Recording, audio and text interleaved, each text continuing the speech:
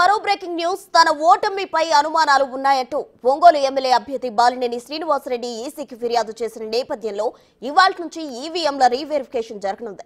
నేటి నుంచి ఈ నెల 24 వరకు ఈవీఎంల రీవెరిఫికేషన్ చేపట్టనున్నారు. మరోవైపు ఈవీఎం పనితీరుపైన తమకు అనుమానాలు ఉన్నాయని, అవి ట్యాంపరింగ్ కు గురై ఉంటాయని అనుమానం వ్యక్తం చేస్తున్నారు బాలినేని.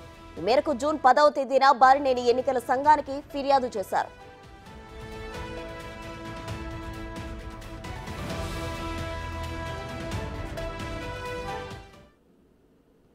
ఈవీఎం ట్యాంపరింగ్ జరిగింది అని, దానిపై తమకు అనుమానాలు ఉన్నాయని బాలినేని శ్రీనివాసరెడ్డి ఈసీకి ఫిర్యాదు చేయడం జరిగింది. అయితే దీనికి రీవెరిఫికేషన్ చేయనున్నారు. మరిన్ని వివరాలు మా ప్రతినిధి జయరాం లైవ్ లో అందించేందుకు సిద్ధంగా ఉన్నారు ఒంగోలు నుండి. జయరాం, చెప్పండి. అయితే బాలినేని శ్రీనివాసరెడ్డి ఫిర్యాదు మేరకు ఈ రోజు నుండి అయితే ఈవీఎంల రీవెరిఫికేషన్ చేపట్టనున్నారు. ఆ ప్రాసెస్ ఏ విధంగా జరగబోతుంది?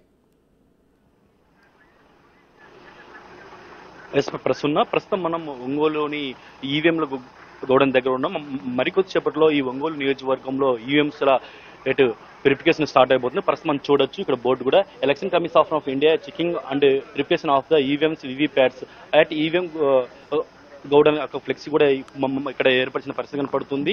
అయితే ఇక్కడ ఈ ఈవీఎంస్ లో వెరిఫికేషన్ జరగడానికి ప్రధాన కారణం ఏంటంటే, ఇక్కడ వైసీపీ అభ్యర్థి ఉంటే బాలినేని శ్రీనివాసరెడ్డి ఇక్కడ ఈవీఎంస్ మీద తనకు అనుమానాలు ఉన్నాయి, ఇక్కడ ట్యాంపరింగ్ జరిగిందని కూడా అయితే అతను ఈసీకి జూన్ 10 కంప్లైంట్ చేశారు. ఆ నేపథ్యంలో ఈసీ కూడా బాలినేని ఫిర్యాదును కూడా అయితే తీసుకుంది.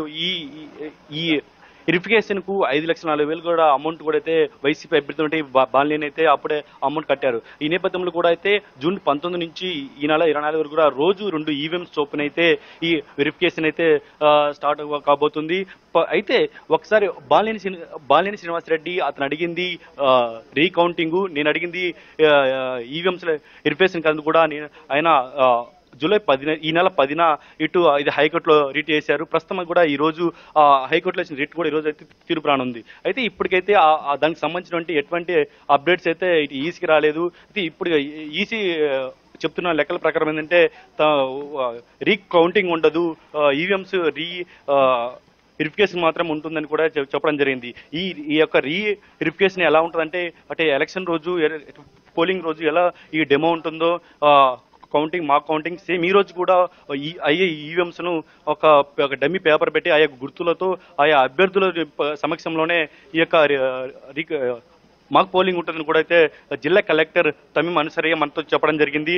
సేమ్ ఈ రోజు కూడా అయితే మాకు కౌంటింగ్ ఉంటుంది. ఒక పక్క జిల్లా కలెక్టర్ రీపోలింగ్ కానీ విధంగా రీకౌంటింగ్ ఉండదని కూడా అయితే మనకు క్లారిటీ చెప్పడం జరిగింది. అయితే బాలినేని శ్రీనివాసరెడ్డి ఎవరైతే వైసీపీ అభ్యర్థి ఉన్నారో ఇది ఈ యొక్క ఈ రోజు మాక్ కౌంటింగ్ అని అయితే ఆయన అయితే వ్యతిరేకిస్తున్నారు.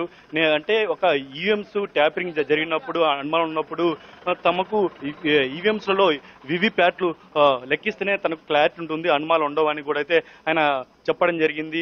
ఈ యొక్క మాక్ పోలింగ్ ద్వారా ఎటువంటి అనుమానాలు తీరవు, ఎందుకంటే మాక్ పోలింగ్ మళ్ళీ యథావిధంగా ఒక 20 ఓట్లు 100 ఓట్లు కూడా లెక్కిస్తారు. అట్లా కాదు, ఈవీప్యాట్లో ఆ స్లిప్పులు మాత్రమే లెక్కించినప్పుడు అయితే ఈవీఎంస్ లో ఎన్ని ఓట్లు పోలేని, ఈవీప్యాట్లలో ఎన్ని స్లిప్పులు అక్కడ ఉన్నాయి అనేది కూడా అయితే తన అనుమానం తీరుతాయని కూడా అయితే ఒక పక్కన చెప్తున్నారు.